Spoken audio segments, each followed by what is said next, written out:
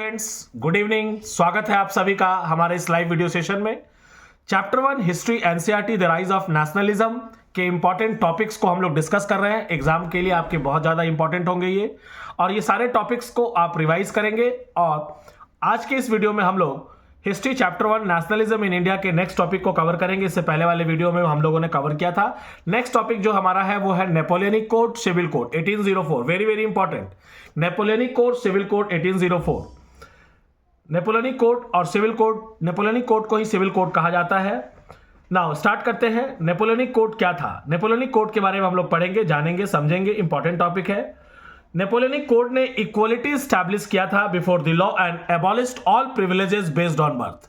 जो भी जन्म से विशेषाधिकार प्राप्त था वो खत्म कर दिया गया। Abolished all kind of privileges based on birth and the civil code established equality before the law. Next, it also abolished feudal system and freed peasants from serfdom. Taxation and censorship were imposed and military services were made mandatory. Next important topic, that is liberalism, उदारवाद। ये liberalism क्या होता है? ये important topic है NCERT का।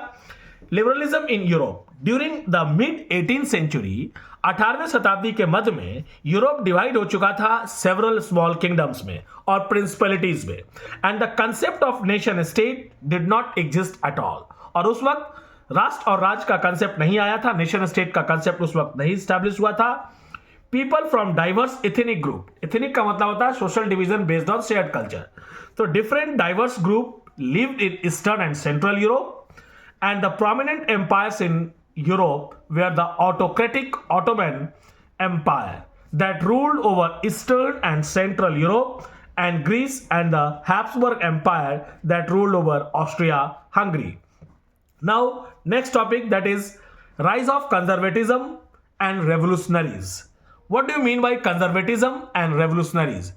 Conservatism क्या होता है, इसके बारे में हम लोग जानेंगे। देखते हैं। मिडिल क्लास का ऐसा विश्वास था कि फ्रीडम एंड इक्वलिटी सभी इंडिविजुअल्स को मिलना चाहिए before the law, and liberalism was used to end aristocracy. Aristocracy को खत्म करने के लिए ये लिबरलिज्म आया। उदारवाद, liberty, freedom and clerical privileges को कहीं ना कहीं खत्म करने की बात कही गई। After the defeat of Napoleon Bonaparte in 1815, European government adopted the idea of conservatism. Conservatism के आइडिया को अडॉप्ट कर लिया यूरोपियन गवर्नमेंट ने। And conservatism was a political philosophy that stressed the importance of traditions, established institutions and customs and preferred gradual development to quick change. ये important है। Conservatism NCERT book में भी आपका दिया है डेफिनेशन। नाउ गुशप पे मैज